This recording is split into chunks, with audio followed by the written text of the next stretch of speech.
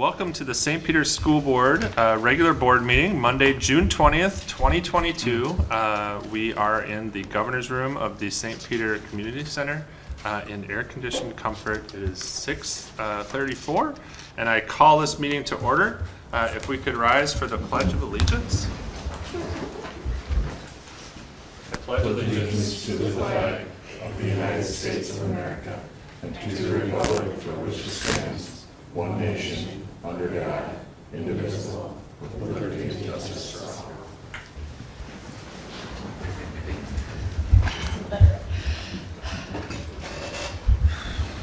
I would consider a motion to adopt the agenda. So moved. Second. We have a motion and a second to adopt the agenda. Any further discussion? Hearing none, I'll call the motion. All those in favor say aye. Aye. Opposed, same sign. Motion carries. The next item on the agenda is a consent agenda, and past practice is we don't read all of these into the record, but they are available in the back of the room in a copy. If any board member has anything that they have questions about or want to pull off to talk about separately, that's totally great. Ben, I would like to talk about you. Me? No, you. I don't Okay. know. Either one's fine. Wow, that was really forward. Sounds good. Do you want to talk about it and then, or do you want to, would I you have like? questions about the leave. Okay, let's talk about item U. Because it just simply states a leave of absence, and it doesn't say what article of the master agreement this leave is granted under. It doesn't say how long the leave is, if it's for a year, or when it starts, when it ends. So that's what I was wondering. It's an FMLA leave. Okay. For 12 weeks then, or? It would be 12 weeks paid, and then it could be extended as unpaid. Assuming that the individual qualifies for FML leave and has 12 weeks of paid leave that he can substitute. Yep. Okay. The plan is 1 semester currently.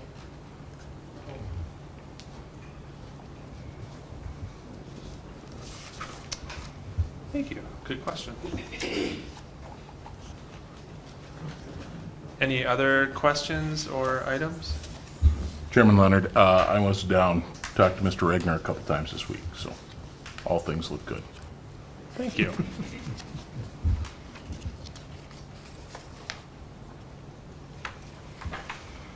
Hearing no other discussion, is there a motion? I move to accept the consent agenda. I'll second. We have a motion and a second. Any further discussion? Hearing none, I'll call the motion. All those in favor of adopting the consent agenda say aye. Aye. Opposed, same sign. Motion carries. Now we have the student spotlight. So Principal Sikora. Good evening. So I am very proud that Carla Torres is here with us tonight as our spotlight student. Carla just finished her first year at Rock Bend ALC, but you've been in St. Peter's schools your whole schooling, right? Yep. Yes, so she just did her first year with us, so she will be entering her senior year. And I told Carla that I was recognizing her for a number of reasons. First of all, she is very engaged and participates in the class, always chattering, very positive. And she has done an incredible job earning credit. So when she came in with us, you were a little behind. Yep. And it was like a COVID thing because you had COVID 9th and 10th grade year. That was your experience. Yep. So when she came in, she became very serious about school. And last year, she earned 11 credits, which at the traditional high school, students typically earn 7. So that just is kind of a testament and evidence to how hard she worked. She also did 2 credits in summer school the summer before, and almost 2 credits in ABE. So she did about 2 years of schooling in a year. Just really worked hard. So she's awesome. But you have some guests here, so let's recognize who they are because they've been supporting you. So who'd you bring? So my mom is not here because she's in Texas, but she's really big. But I have my dad, my cousin Solali, my best friend, then my brother's girlfriend Ruby, then my brother, then my boyfriend Juan. Okay. So Carla's got a great support system, which is also evident at school. So I've got some questions, Carla. We're going to make you tell us about yourself. Awesome. So what is your favorite subject, or what do you like about school? Subject, English, school. I like everything in general about school. I like just getting away from home and just being able to be at school. Like, Be with your friends? Yeah. And then tell us about your job, because that's been a huge part of your credit recovery process. So I work at Kids Corner, which is just downstairs. I've been working there since I was 16. And I think there I found my path on what I want to do for my future. So tell us more about that. So I'm deciding not to go to college, and I'm just going to take some courses and slowly work my way up into becoming an assistant teacher and then soon to be a head teacher. So you said not college, but you're going to take classes. Yep, That's still college. In a way, yeah. Yeah, just not paying for it. All at the same time. Yeah. That's just fine. Smart. Yeah. So is there anything else you want to share with us? I mean, no, besides that, I did work a lot. So, I mean, I took a lot of tears to get here. Uh-huh. So I'm super excited for graduating next year because I'm just kind of over high school and want to be done with it. Also fair. Anything else you want to ask Carla? Nah, I'm She's good. not shy. No. She acts shy, but she's not shy. I'm not. What's your favorite age group at Kids Corner to work with? Toddlers, so 1 to 2. They're my favorite. They're learning. They're like little sponges absorbing everything you teach them. What's not to love? They're all sticky and gross. Love that. They leave your boogers on you. Love it. They're sponges that way too. Agree. Well, I just want to say congrats to you, because getting behind is really, really hard. Oh, And yeah. that's amazing that you're able to catch up. Now, are you going to be graduating, or is that the plan? Are you kind of on track now to She's graduate? on track. She didn't even need summer school this year. That's so. a big deal. That is Yeah. a big deal. It is a really big deal because it's my first time not going to summer school since I like know. first That's grade. This is what kids do in June, right? Yep. That's awesome. Yep, I'm really proud of her. Yeah. It is great. All right. Well, thank you. Good. Thank you so Thank you. much. Thank you. Carla, Yeah. thank you. Thanks, Carla's Carla. family, thank you. Thank you all. Now you can go. I mean, you can stay, but you're not required. You don't have to. There's no credit attached. Yeah. There's No extra credit. Number 10 is also a resolution. Yeah, congrats. Thank you.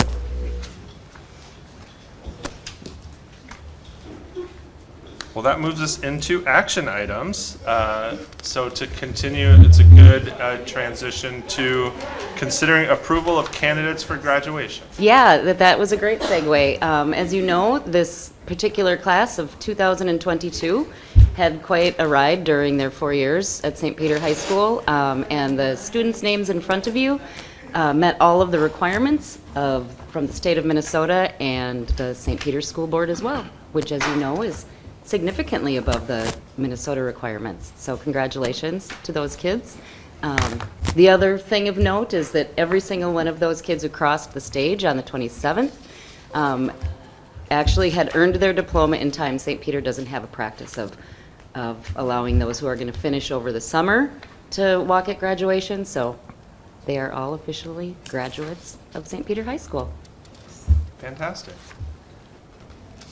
And we have thank a you, those motion? of you who were there that night. It was great. Great ceremony. I move to, Official, we have to move. I have to, I'll move that we accept the approval for the candidates for graduation. Second? With a motion and a second, any further discussion? Hearing none, all those in favor say aye. Aye. Opposed, same sign. Motion carries unanimously. Thank you.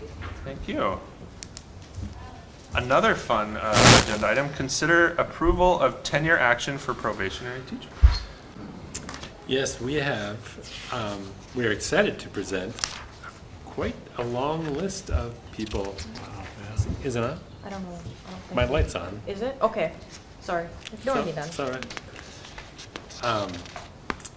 Quite a long list of people who have earned their tenure status.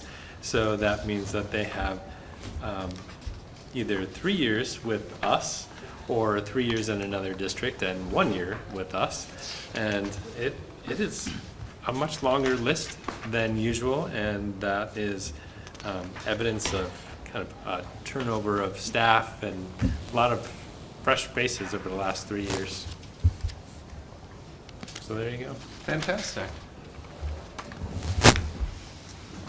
Would anyone like to offer a motion? I move that we accept the tenure action for probationary teachers. Excellent. Second. We have a motion and a second. Any further discussion? Hearing none, all those in favor say aye. Aye. Opposed, same sign. Motion carries unanimously. Action item number 3, consider policies for a single reading due to immaterial changes. Yes, thank you. I believe we just have one this time. This, this process is when the only thing that's changing, pretty much, is the number of the policy. So because we're switching to the MSBA numbering system, this policy 702 accounting is getting a new number. It used to be 00414. Very exciting stuff.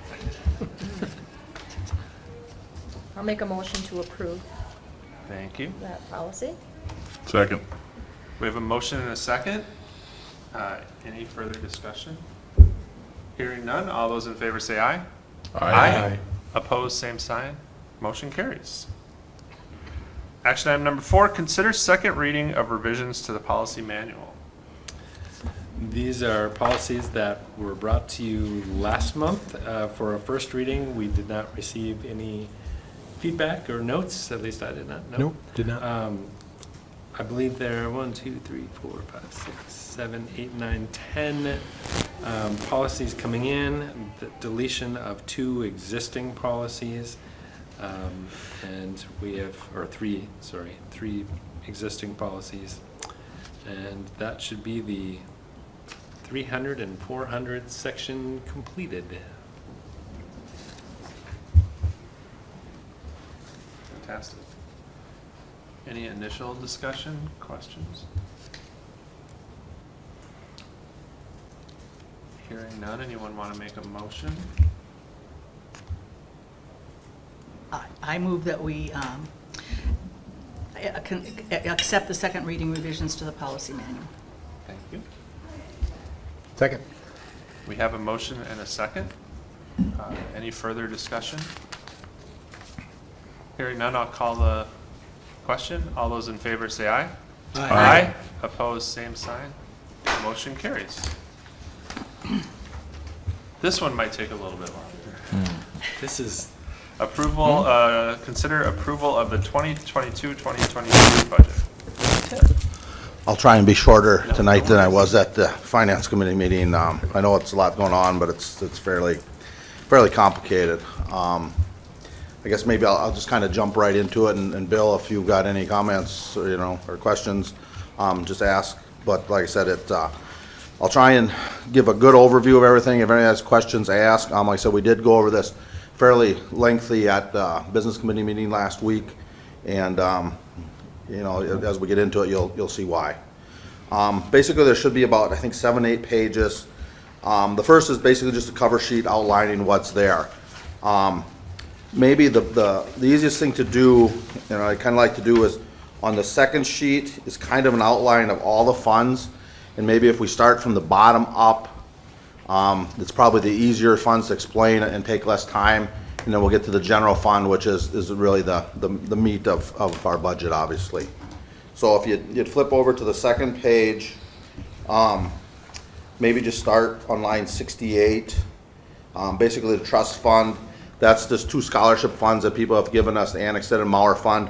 basically it's money in, money out for the things. The scholarship fund, they're separated from other scholarship funds in that we have controlling documents that tell us exactly how to spend the funds. Line 60, 61, and 62 were what was, oh wait, excuse me, I'm sorry, I missed line 64.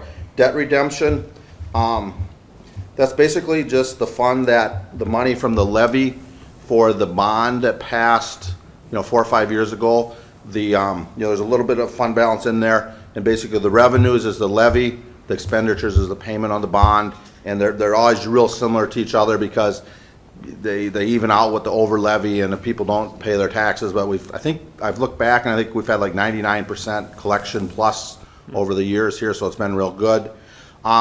This will probably change this year a little bit, actually a lot due to the refunding.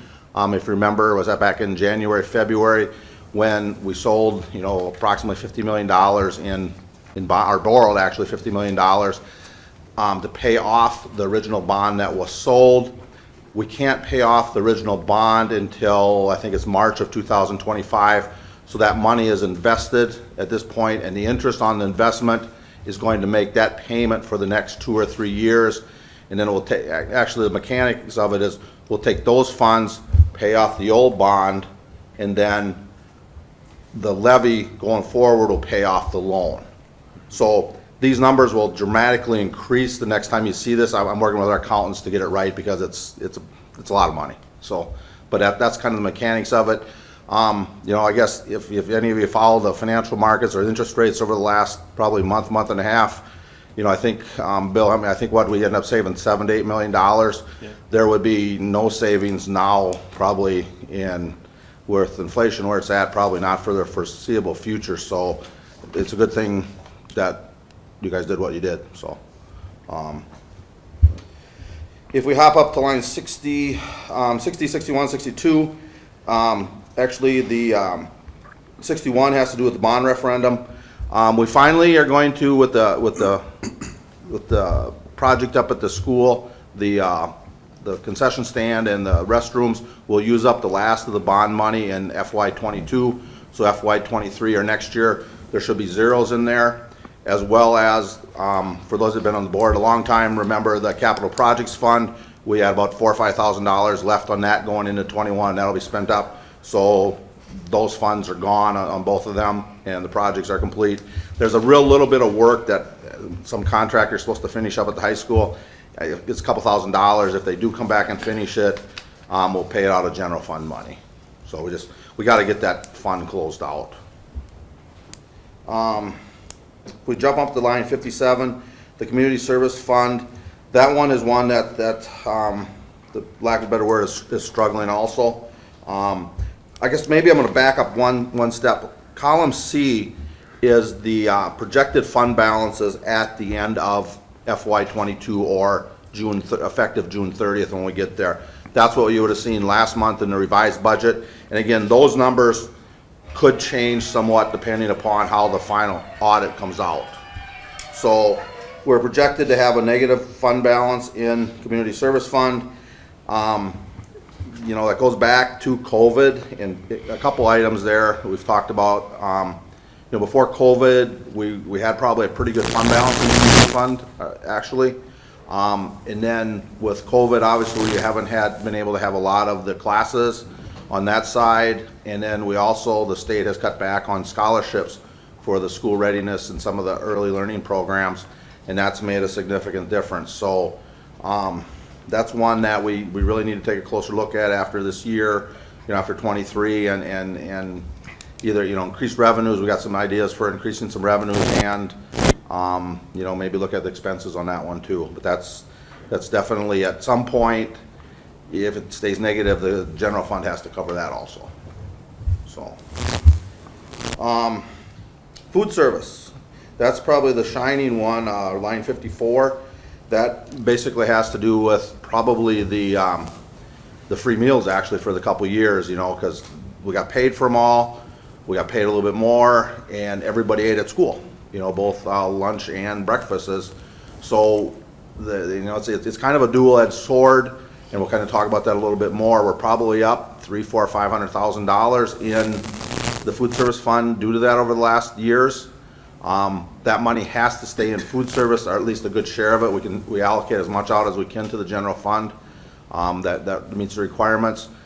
But as we'll talk about in a little bit, that's probably up that, and that's about what our compensatory income is down to. Our revenue is down because, and again, it's one of our hopes, and we got to get the word out, and any help you guys can do is on the free and reduced lunch applications, just to get everybody to complete them, because there's so much more than just the free lunch on that. That obviously helps too, but the compensatory revenue and title and everything is tied to that. And with the last couple of years of, the lunch does not cost anything, it's been difficult to get people to complete them. We've tried, we've tried a lot of different things.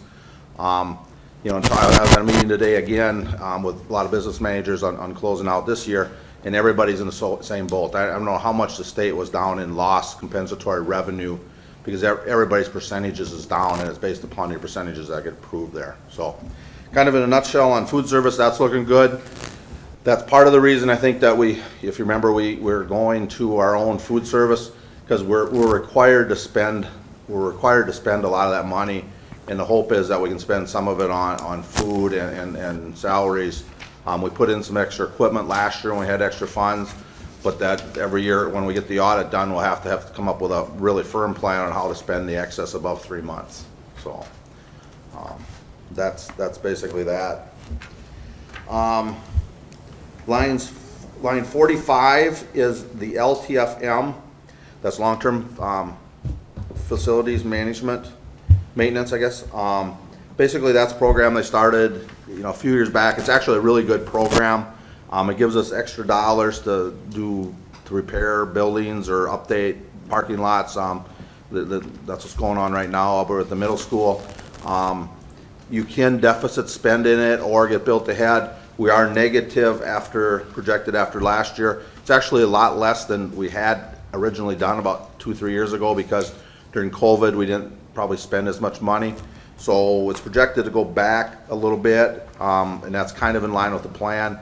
In July, you'll be asked to update the 10-year plan again, kind of roll it every year. That's a thing you'll see.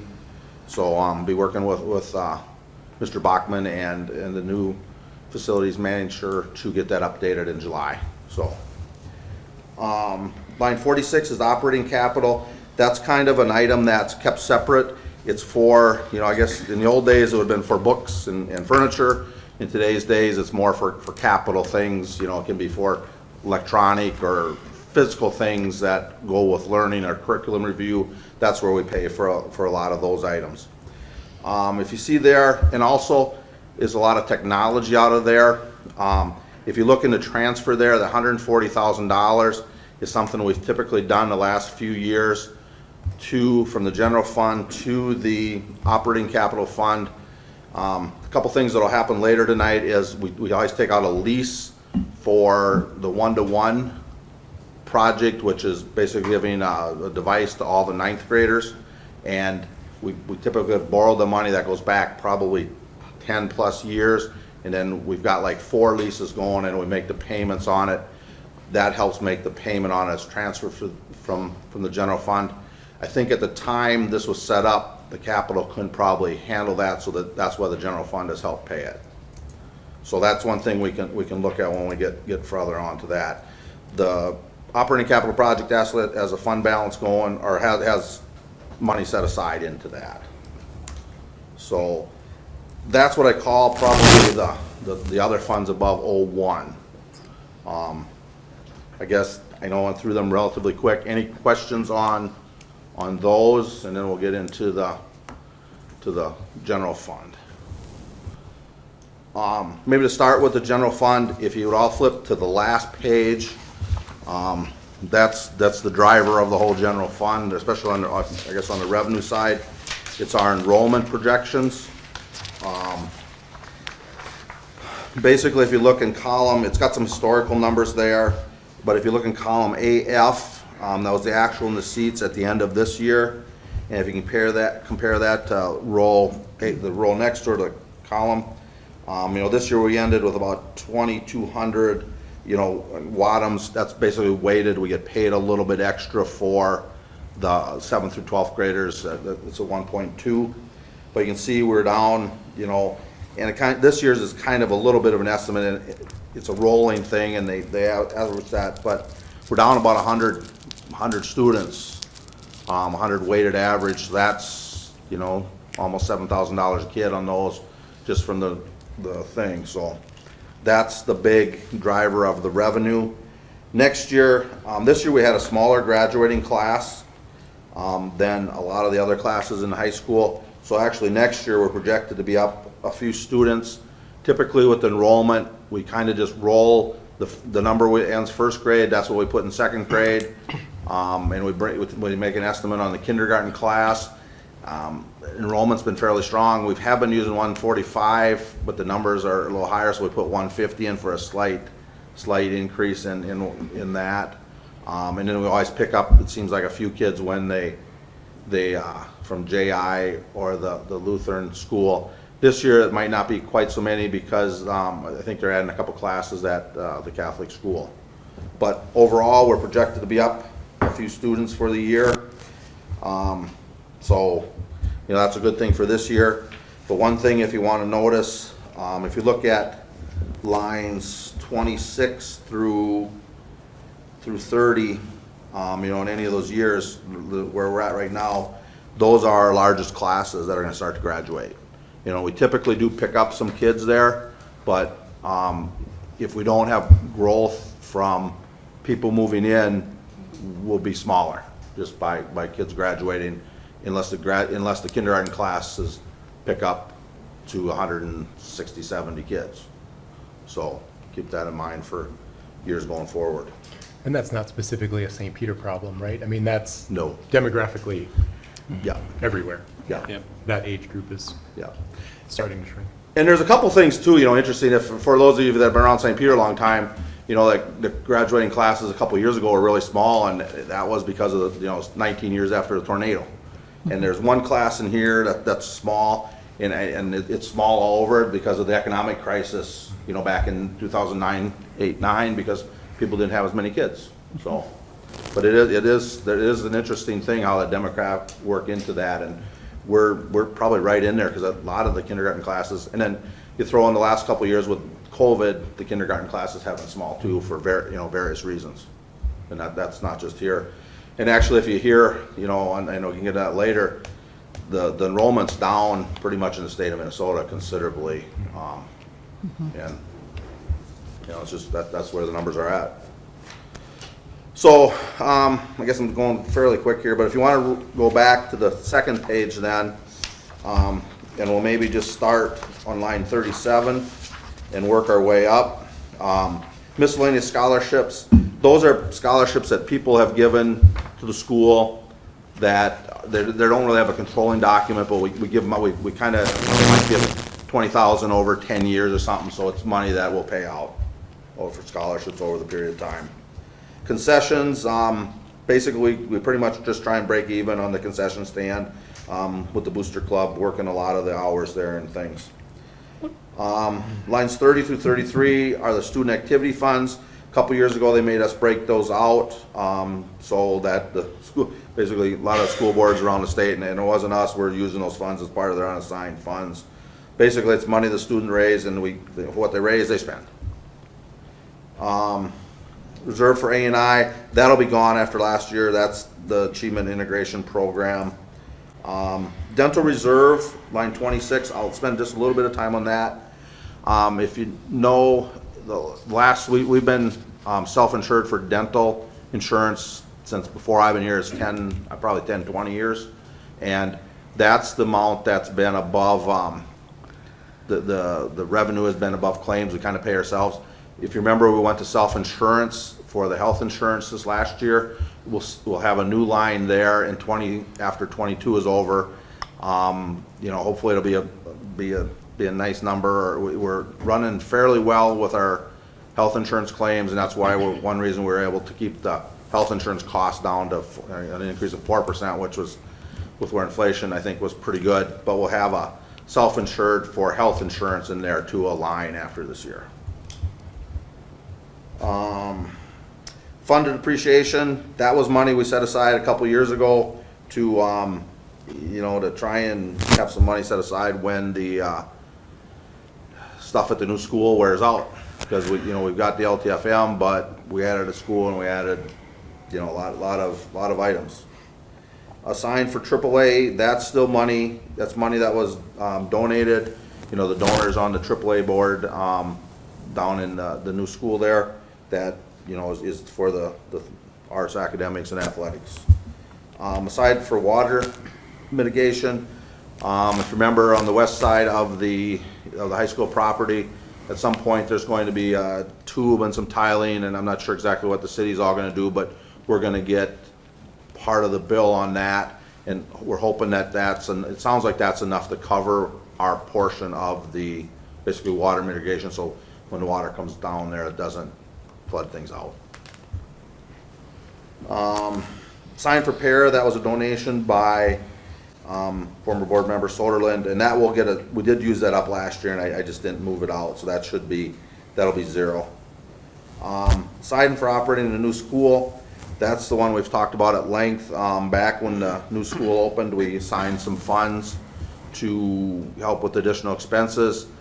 As you remember, in May, on this year's budget, we moved half it over to help with the budget. And then we're looking at moving the other half over next year. So we'll get a little more details on that later.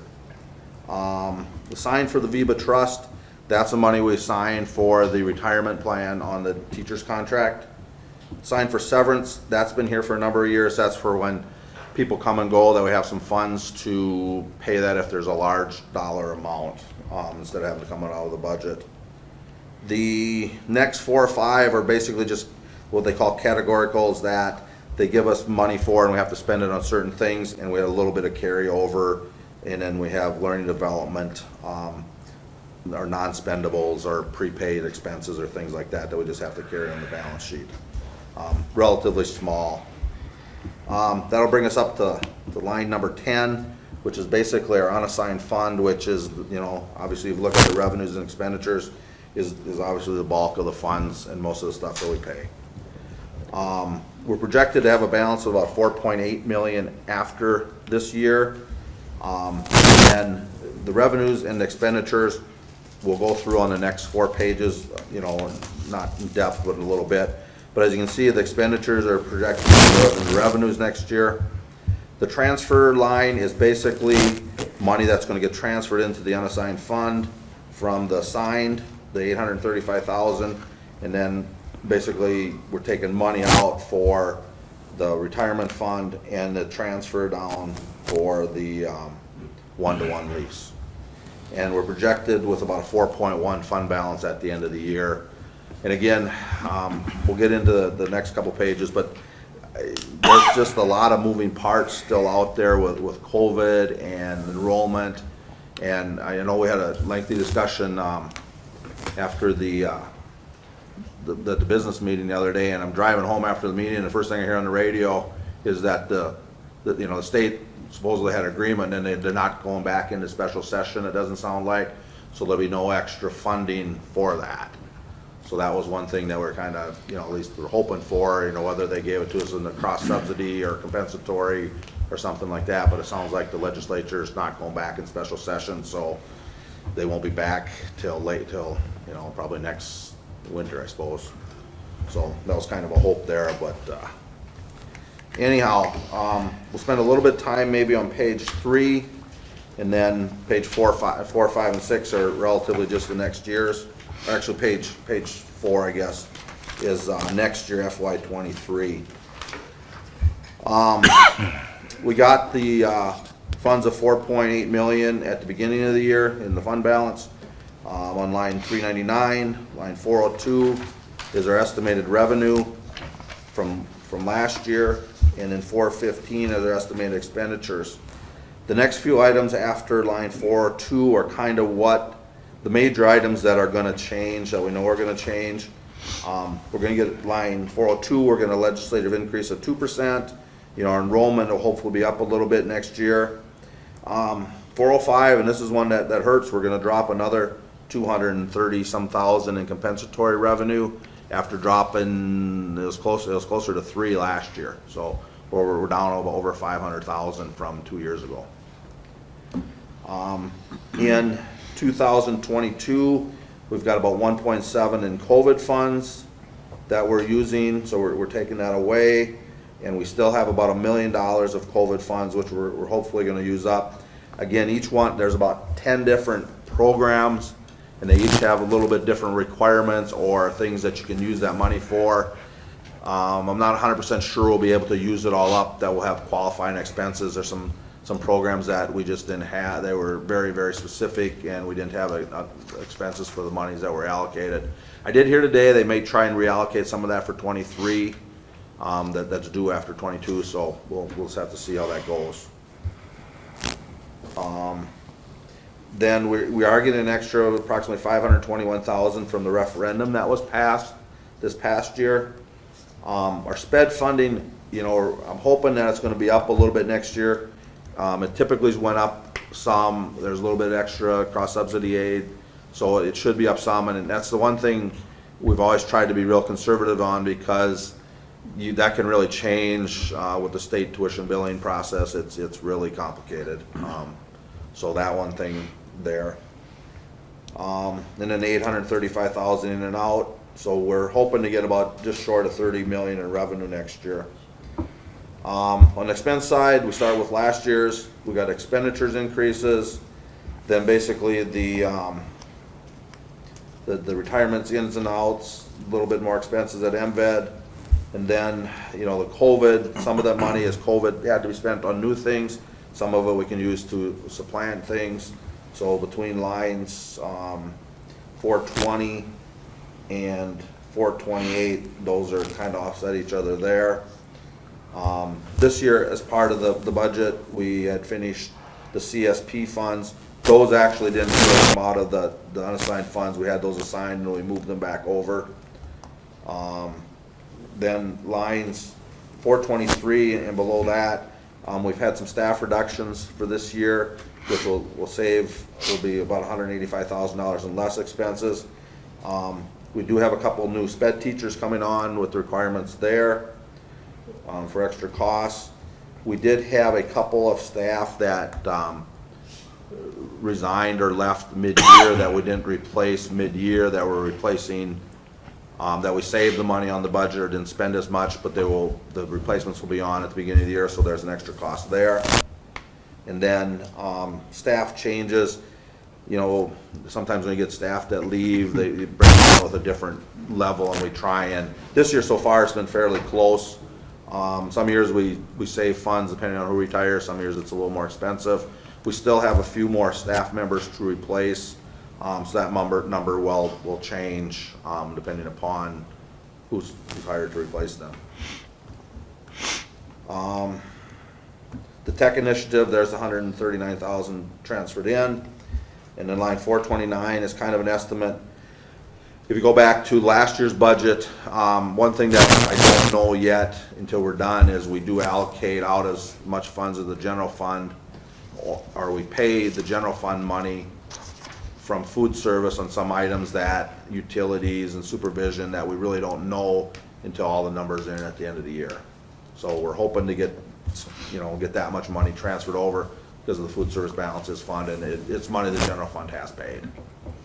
So when it's all said and done, we're dropping some on the fund balance, and I guess the hard thing on that, and we look forward, it'll really become evident, is we're putting the funds from the assigned money plus the COVID funds, which are kind of one-time money. If you remember, our old board member said that a lot, it's one-time funds.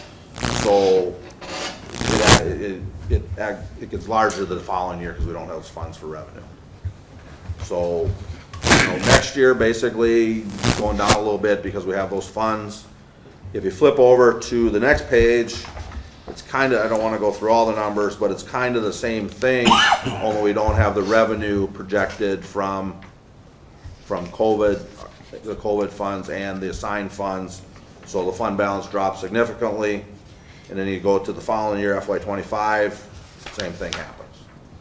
So, you know, the big questions still open for '23 are enrollment. If we can pick some of the enrollment back up that we lost last year, and if the state will come through with any extra funding, whether they want to call it the crop subsidy is big for us. That's a lot of money, or compensatory. We're gonna, we've talked at length about getting the free and reduced applications back up. That would help it won't help at all for '23, but it'll help for '24, and '25 in future. But, it's there's a lot of moving parts yet, but the parts are fairly expenses over revenues. Like I said, I was at a meeting today, a person next to me, I turned to them and asked them how their budget was, they just shook their head too. And for most of you that have seen Minneapolis, what they cut here this last week, and, we're not alone, that doesn't make it any easier, but, I guess I'll open up the questions. It's tight, it's negative. If the enrollment and stuff doesn't change, it's gonna have to make adjustments for '24. I think the only thing I'd add is that going into the fall, we do plan to have a big campaign to get as many people. We'd love if every single family filled out the free and reduced price lunch forms, even if they don't think they're eligible, just to help us all get there. But we'll know what we need to know basically by mid-October. We'll know what the free and reduced price lunch numbers are. We'll know what our enrollment is, and that's always a year behind. So October tells us what the funds for next year will be. So if we need to make significant reductions, we'll know pretty early on in the year if we need to do that. We'll start that process early, likely in November and December. Tim and I will be having conversations and then bringing in stakeholders later on. But hopefully, we won't have to do that. But likely we'll have to do at least some. It's probably gonna be a combination, just where we're at, but, you've heard me say that it's a location in real estate, it's enrollment. And, we've had a real nice increase over the years until this last year and a half, and, there's all kinds of factors, as we all know. And, like I said, we're not alone, so, hopefully the state will do something eventually, but I guess at that point, we don't know that, and we can't count on it. So I see you projected a 2% increase For the following years, for yeah, the following year, yeah. and that's basically what we had for this year and the previous year, right? Yeah, actually, in '22, this year, it was like 2.45, I don't remember what it was, it was just less than 2.5, it was a little more. And again, that's maybe a little more aggressive than we've probably been in the past. It's been 2% since I've been here every year. And the state does have a surplus, and again, there's a lot of factors going in there too that, but I guess I was just thinking that if we're not alone, and so, if everybody's gonna be cutting if it's 0 or 1. Well, and everybody's gonna be asking for that surplus, a portion of that surplus, but I think if we can really pound on the compensatory portion, and then the fact that we were getting 2% when inflation was whatever it was. Right. Now inflation is up to 8.6. 2%'s not gonna cut it. Right. And I think we're gonna have to start, as soon as the election's over, you're gonna have to start pounding on whoever won. And that's the other thing, I guess we didn't get into this too much here, but, fuel costs, electricity costs, just all the utilities, and those there's really not a lot we can do about if diesel's at $6, you know, we need to run the buses, you know, we've got to look probably at the routes and the timings and things, but they got to travel so many miles and the lights got to go on. So, I mean, that's, you know, 70–80% of the expenses are staff salary, or salaries and benefits. You know, there's very little bit besides that. So.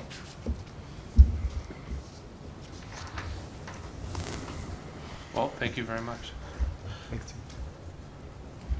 We do need to make a motion to approve it so we can spend money next year. Otherwise, we'd save a lot of money, but no. I move to approve the 22-23 budget. Second. We have a motion and a second. Further discussion? I mean, this is why we have a fund balance, so we're able to Yep. not make decisions now because things probably will change.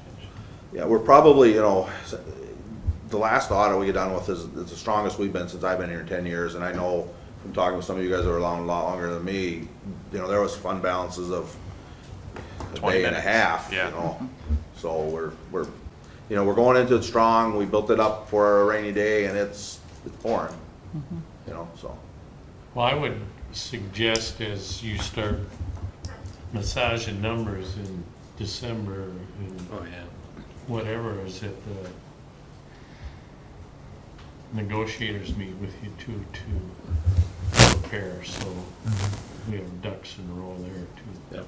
We don't have a big number in on that either. That was kind of what we had to keep the fund balance a little bit current, because that's a big item too, Bill. You're exactly And right. you know, you're gonna try and keep it down, and they're looking at inflation too and cost of living, and they're gonna be pushing for every Yeah. penny they can get, so that's gonna be a struggle.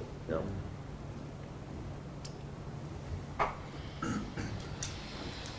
Thank you. We have a motion and a second. I'll call the question.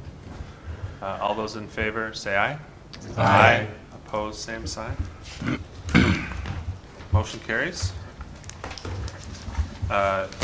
Action item number 6, consider the continuation of a joint agreement with MVED to provide food service.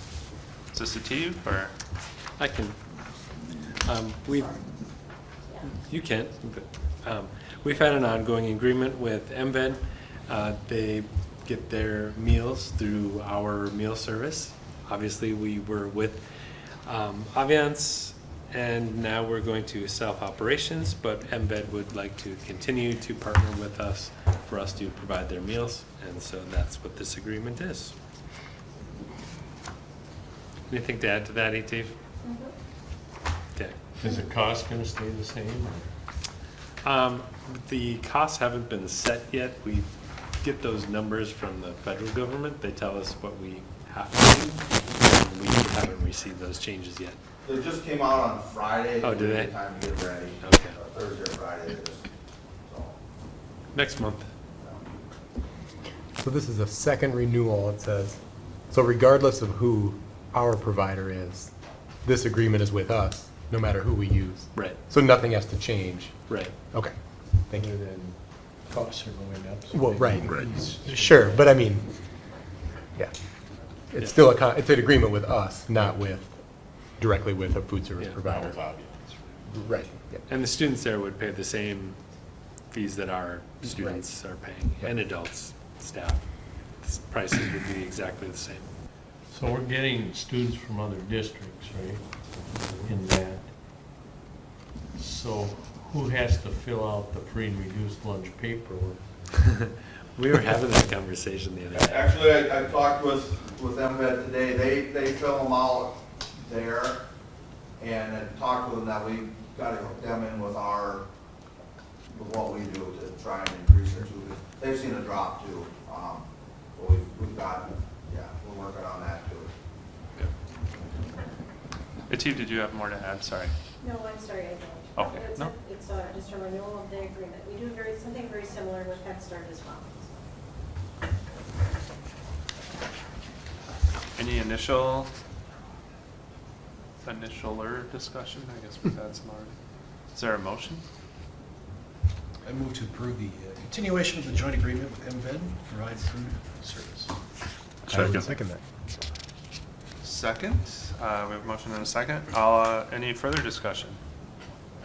Hearing none, I'll call the question. All those in favor say aye. Aye. Opposed, same sign. Motion carries. Action item number 7 will require a resolution to consider approval of the non-renewal of probationary teaching contracts. Yes, and we do try to do these earlier in the spring, but sometimes situation leads us to have it a little bit later.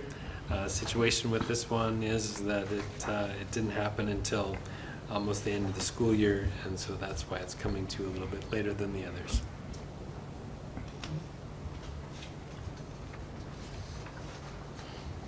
This is a resolution.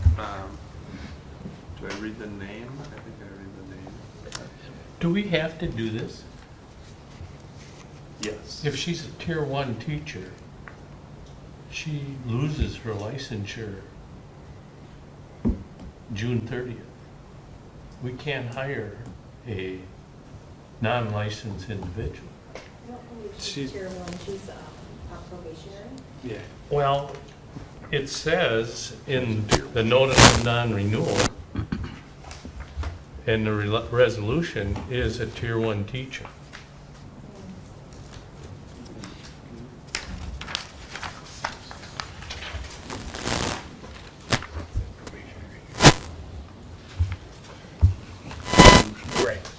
Is this just I a, don't think that's correct. On the recommendation, it says probationary. yeah, On it's the just resolution, it Yeah. says. yeah. I'm guessing that a template was used for the resolution. It should say probationary. Thank you for catching that. Yeah, it's in like 3 different spots, I think. I will read the resolution into the record. And again, I read the name. Whereas Bailey Britton is a probationary teacher in Independent School District 508, be it resolved by the School Board of Independent School District number 508 that pursuant to Minnesota Statutes 122A.40 subdivision 5, that the teaching contract of Bailey Britton, a probationary teacher in Independent School District number 508, is hereby terminated at the close of the current 2021-2022 school year.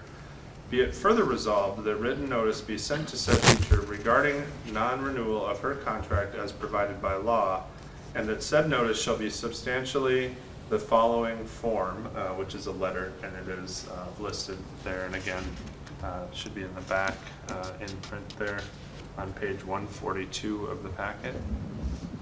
Can I ask a question? Absolutely. So, since, what's the reason for the non-renewal? Is it, because in the letter it says that she can ask us to give her a reason, so.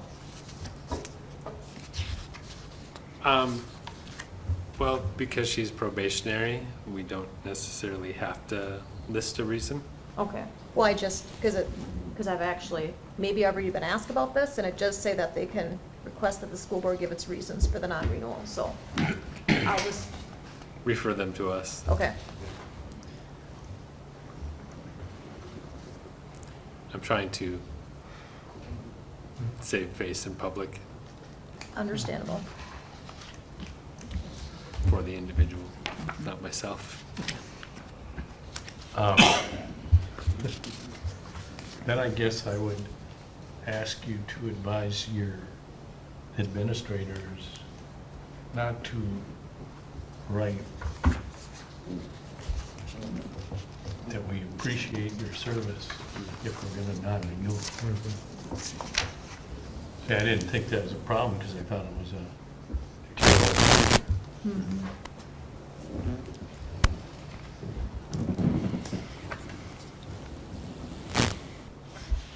And just, because I'm just a question person though, like, obviously we're voting yay to this, but is it fair to say like I don't really feel like I have, by just total, you know what I mean, I don't really have the information needed? Is that fair to say that? I can give a bit more. With this particular individual, we were working with the teachers union and with Education Minnesota through a process, and that process didn't have a good resolution. And so rather than provide tenure, because it would have been a 10-year situation if she had another contract, it was in the district's best interest to non-renew rather than tenure. Okay.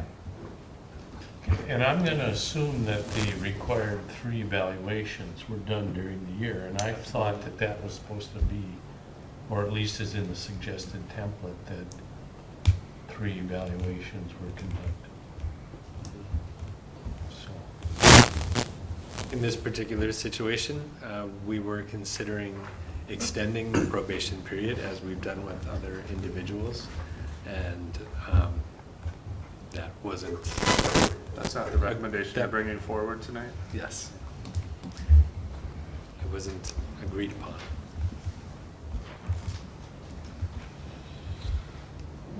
Well, I've read the resolution into the record. Is there a motion to move the resolution?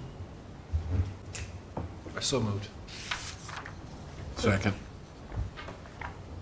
There's a motion to move the resolution in a second. Further discussion? I'm struggling here a little bit, but does it have to be a majority vote, or like everybody vote? It's a resolution, so we each vote and then it's a majority. I don't think it has to be a. You can choose to abstain if you'd like. I think I'm going to. yeah, it doesn't have to be unanimous, it just has to be a majority. Yep.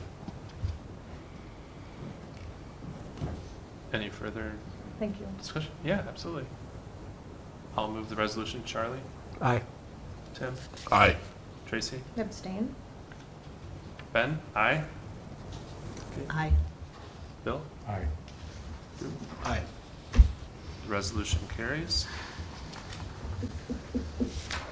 Great questions. Yeah, that worked. Action item number 8. Consider approval of a yearly government lease. This too is a resolution. And Mr. Regner is here to tell you all about it. We'll be a lot quicker on this one, hopefully. This is something that we've done for a number of years, 10 plus. Basically, since I think it started with the 1-to-1 in the technology, we've typically leased that equipment and set it up over 4 to 5 years. We've gotten requests for proposals from the local banks. They've always been real competitive. Again, this year, we got proposals from 3 of the local banks, with Pioneer Bank being the lowest. And that's what I'd recommend, that we do 2 leases for them for $267,000. One's 4 years, one's 5 years, to try and match the useful life of the one 4 years is for when the kids get them in 9th grade through 12, so it's paid off by the time they graduate.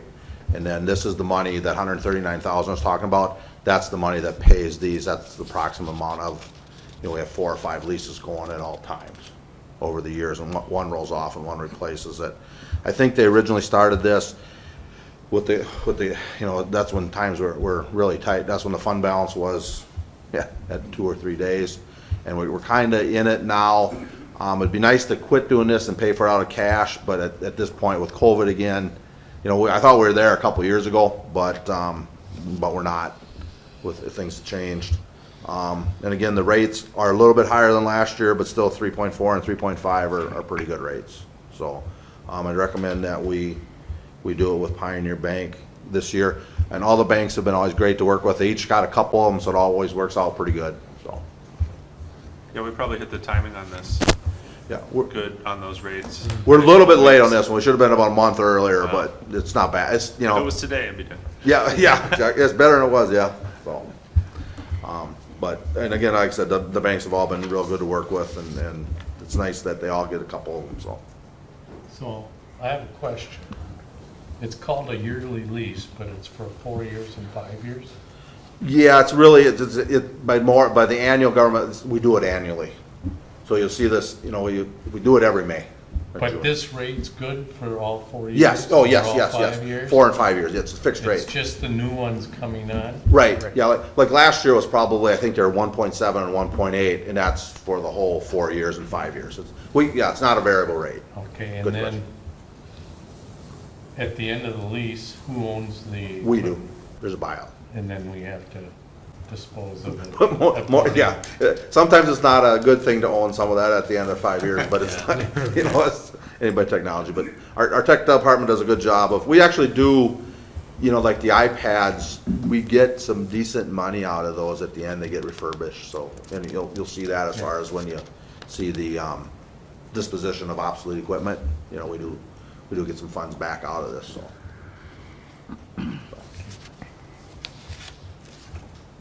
This is a resolution. It is located on page 145 of your packet. I can read it, but you're not going to like it. It's essentially, this is an agreement for technology. Yeah. I move we approve the yearly governmental lease for Pioneer Bank. You move the resolution. I move the resolution. I second. We have a motion and a second. Any further discussion? Like I said, this is a resolution. Drew? Aye. Bill? Aye. Kate? Aye. Ben? Aye. Tracy? Aye. Tim? Aye. Charlie? Aye. Resolution carries. Thank you. Action item number 9. Approval of a memorandum of understanding between the City of St. Peter Recreation and Leisure and the St. Peter Community and Family Education. Tammy Skinner. Hi, everyone. Hello.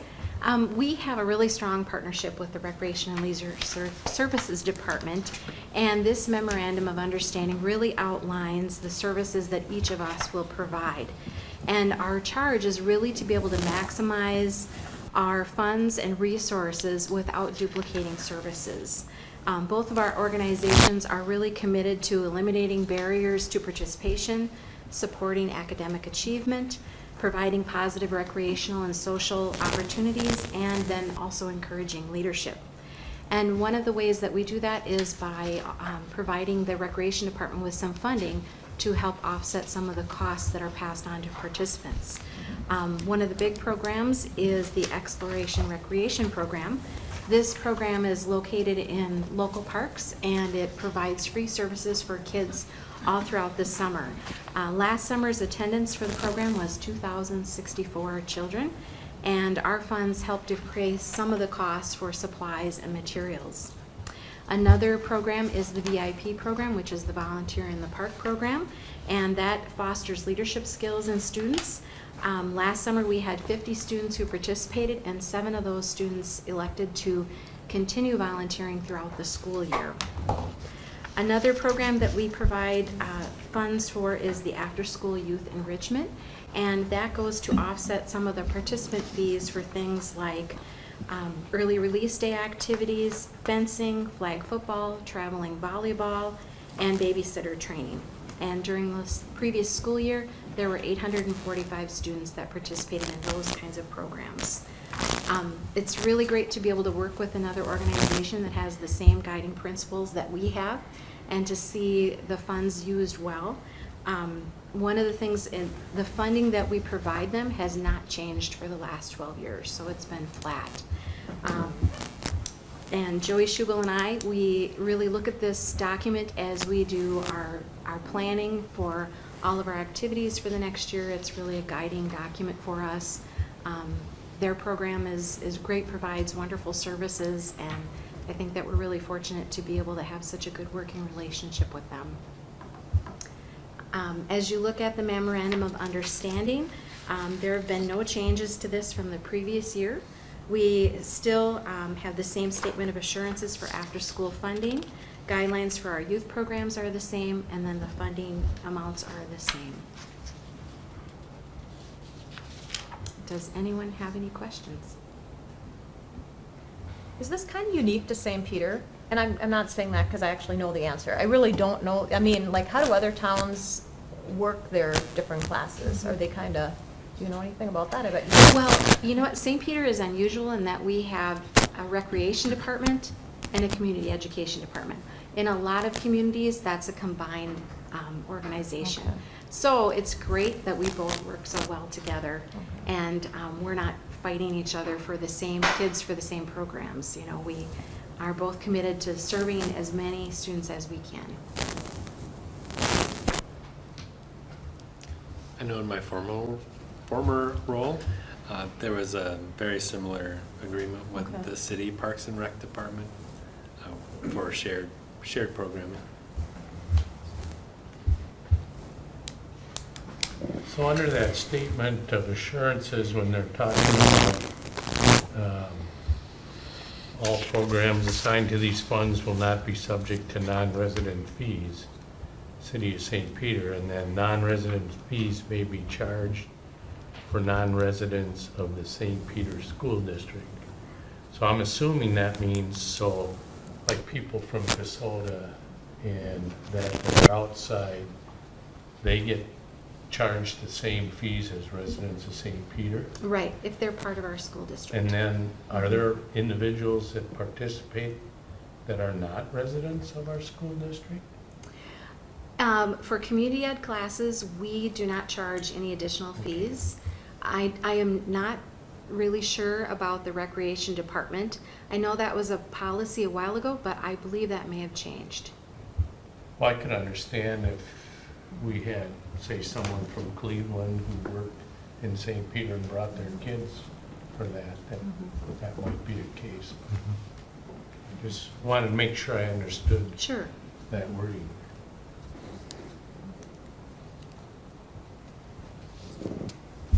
Any further questions? I move we approve the MOA, MOU, sorry, between the City of St. Peter Rec and Leisure and St. Peter Community and Family Ed. I'll second. Thank you. We have a motion and a second. Any further discussion?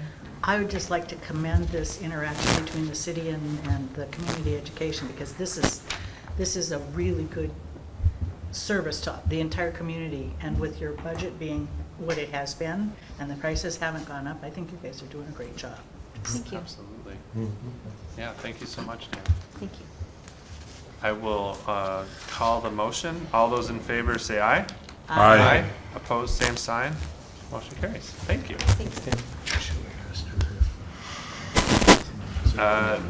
The next action item is a resolution as well. Consider membership in the Minnesota State High School League for 22-23. Yes, this is an action that you take each year to ensure that we can continue to be a part of the Minnesota State High School League.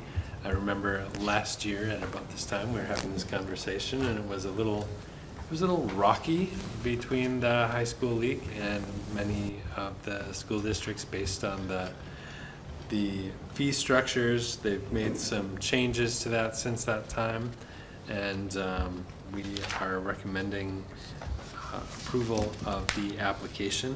I know that there was some question about the representation on there, and we can change those as directed by the school board chair All at a right. later time. Any initial discussion? If there's a motion to move the resolution? So moved. Second. Motion and a second to move the resolution. Any further discussion?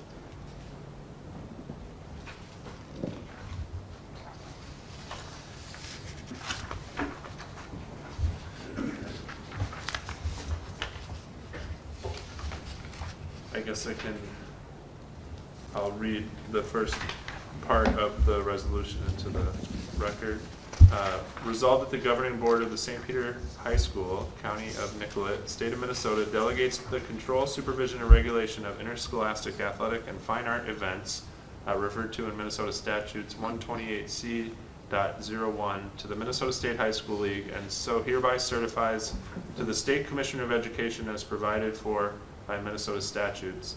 Further resolved that the high school listed below, St. Peter High School, is authorized by the governing board of said school district to renew its membership in the Minnesota State High School League and participate in the approved inter-school activities sponsored by said league and its various subdivisions. So, and it does go on from there on page 152. With that, I will call the resolution. Drew? Aye. Bill? Aye. Kate? Aye. Ben? Aye. Tracy? Aye. Tim? Aye. Charlie? Aye. Resolution passes. Thank you. Our last action item of the evening is to consider approval of individual contracts.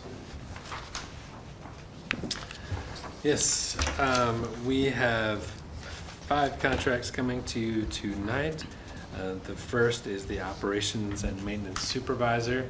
This is following Mr. Bachman's retirement. We are looking forward to welcoming Ms. Sharon Peterson in that position. The District Technology Director, you might remember that we held interviews earlier in the school year and did not end up filling that position. We recently did interviews again, and Gus Sorbo has been chosen as the Director of Technology for the district. We're excited to have him stepping into that new role after serving as interim.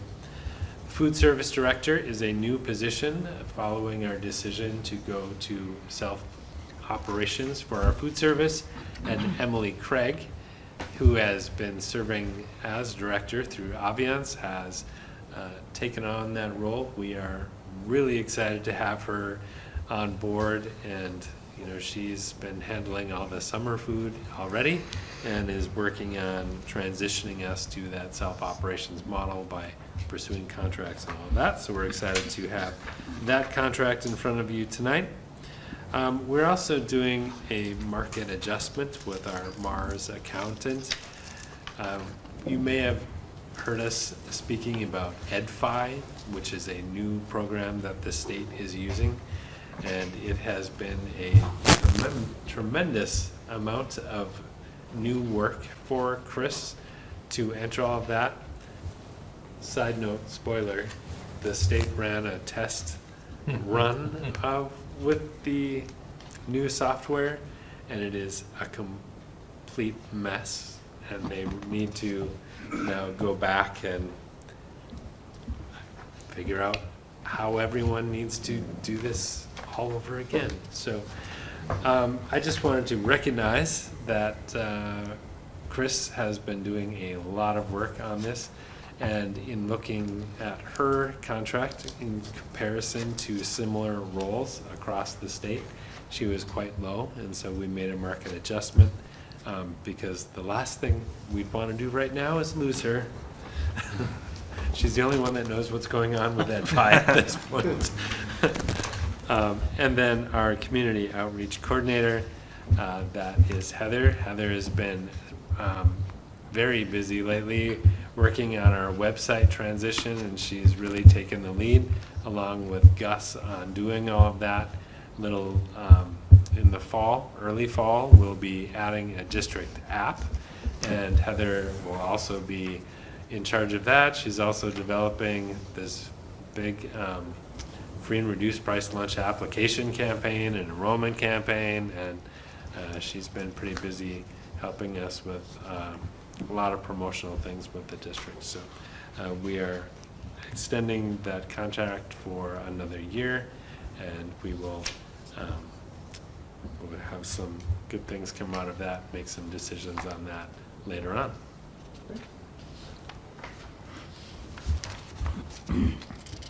Any initial? Chair Leonard, members of the school board, the HR committee did review all these contracts, and so will make a motion to accept the 5 individual contracts as written. Thank you. I'll second it. We have a motion and a second. Further discussion?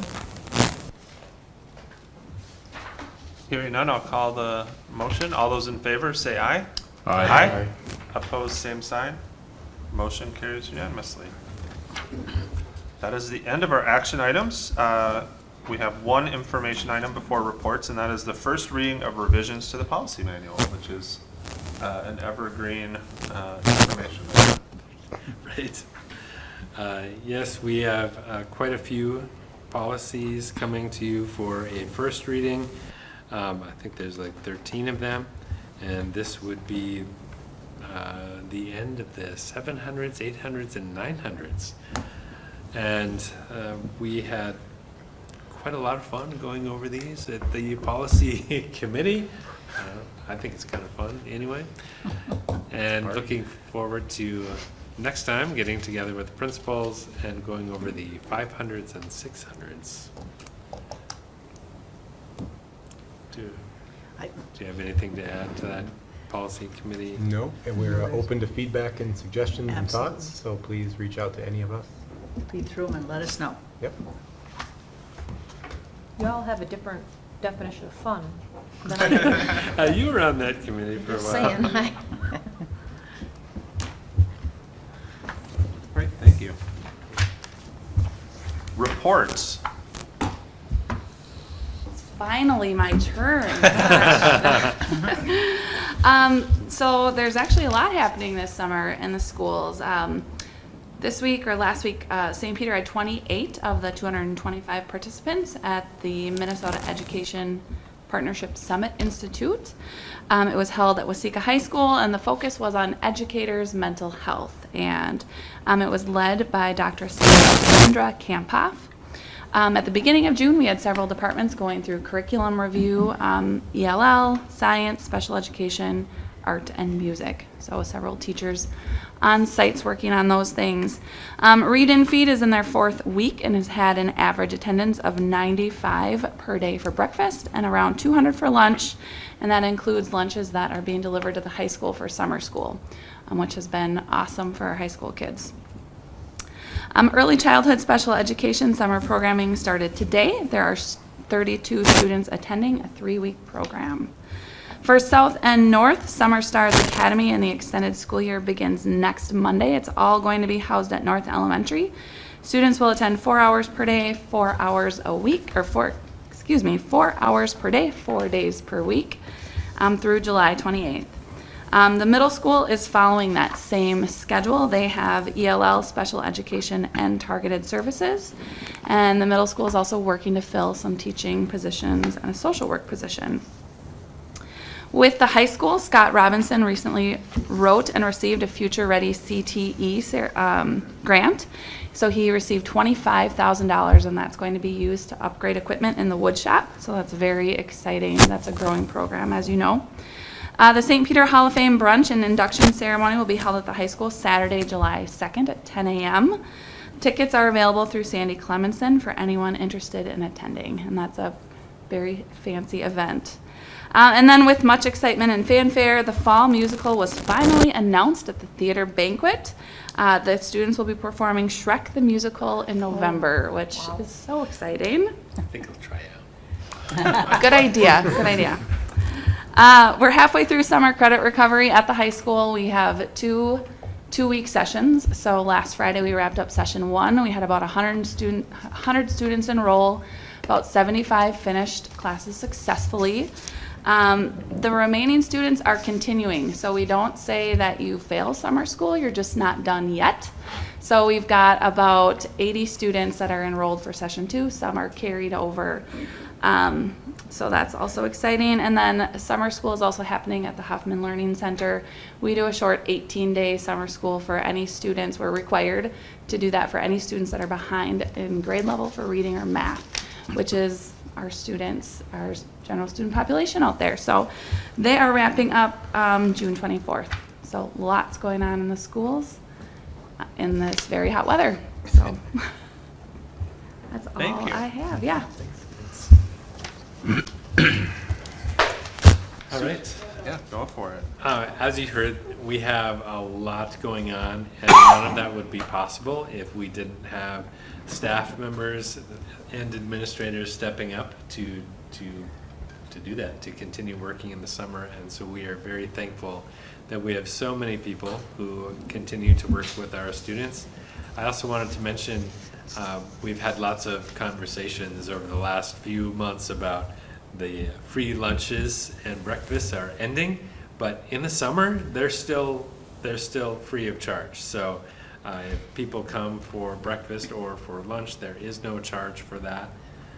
And it's anyone 18 and under. 1 to 18. 1 to 18. And adults can purchase a meal, no problem there. We've actually sold quite a few adult meals, so. And do you know the charge for adult meal off the top of your head? I don't.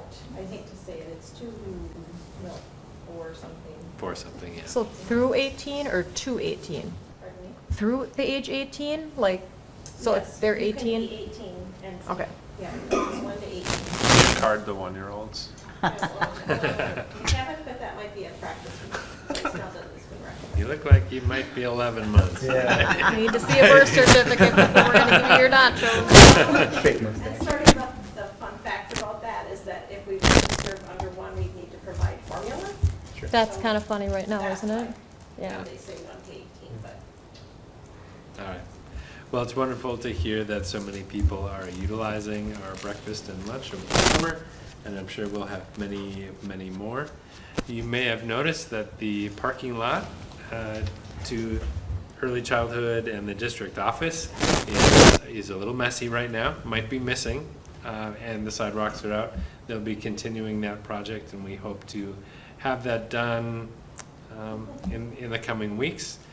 I also wanted to note that they are going to start construction, the city's going to start construction on Broadway, putting in a roundabout at Broadway and Sunrise. And so people will not be able to access this side from above. So there may become more parking and traffic on Drew's side of the middle school.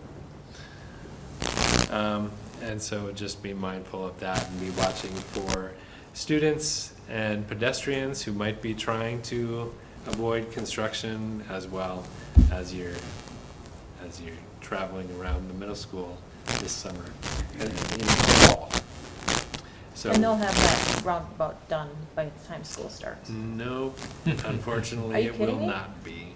So that is something that we'll be planning for probably for the first month or so of I'm school. sure Gustavus won't mind the buses going through campus. No, I'm sure. So we will have to be rerouting buses and you know, the parent drop-off piece might get a little messy if they're coming in and out. Yikes. Yeah.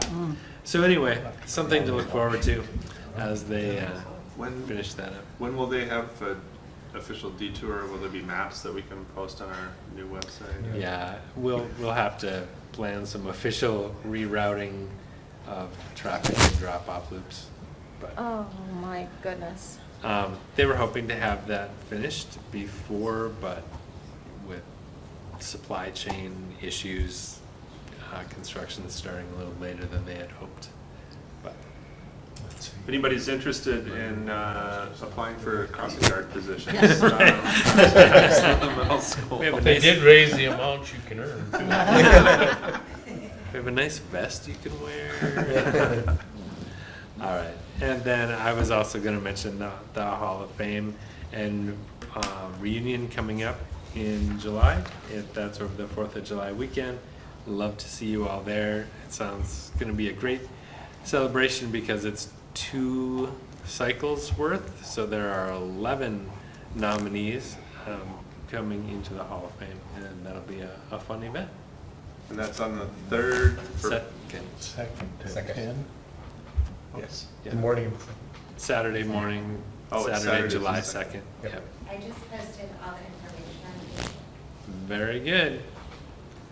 And that is all I have. Thank you. Any questions? Board members around the table, Charlie? Nothing. Tim? I got nothing. Tracy? I just want to say hats off to all the students who did credit recovery.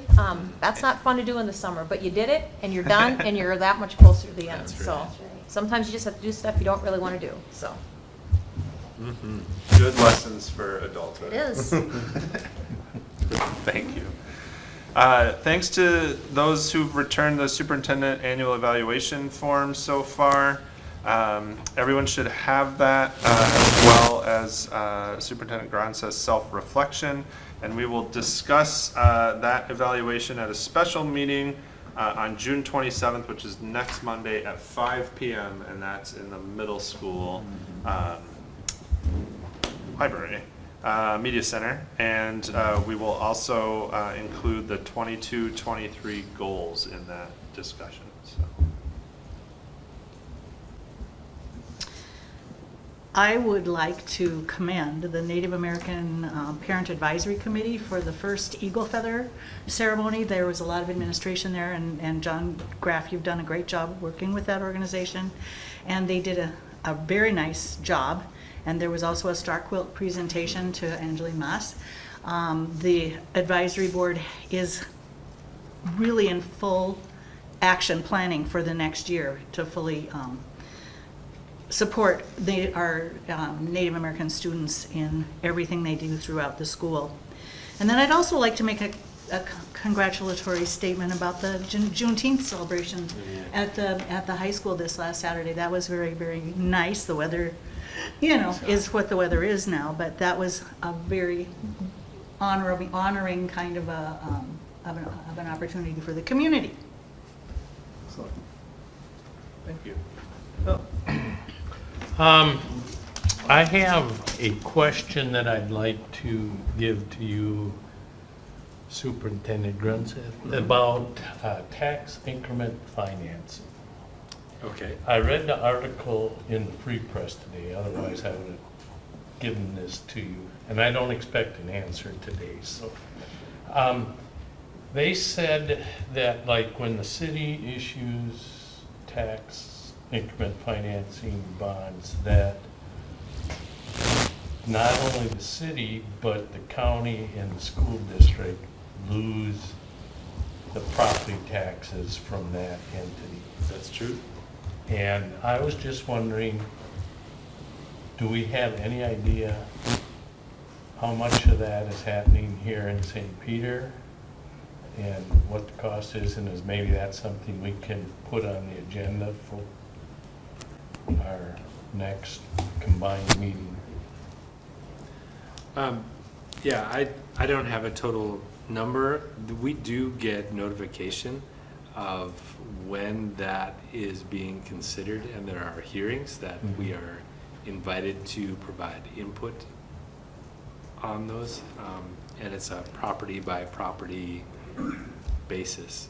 But yeah, we can get you more information about what currently is in play, and can certainly suggest that for your next meeting. I know that there's a subcommittee meeting being scheduled for, it would be the Shared Programs Committee of the board, meeting with their subcommittee to talk about what that next agenda would look like. So I can make that recommendation. Okay, thank you. Thanks. Drew? Nothing for me. All right, thank you. Upcoming meetings of the school board, like I said, that special board meeting in the middle school media center at 5 p.m. on June 27th. Policy committee, Wednesday, June 29th at 7 a.m. in the district office. A study session with Longview Education, Monday, July 11th at 6:30 p.m. in the middle school media center. Education committee, July 12th, Tuesday, 1 p.m. In the middle school conference room. Business committee, Wednesday, July 13th at 4 p.m. in the middle school conference room. And policy committee, Wednesday, July 27th at 4 p.m. In the district office. And with that, motion to adjourn. I'll make a motion to adjourn. Thank you. Second. We have a motion and a second. All those in favor say aye. Aye. Opposed, same sign. Motion carries. We are adjourned. Thank you.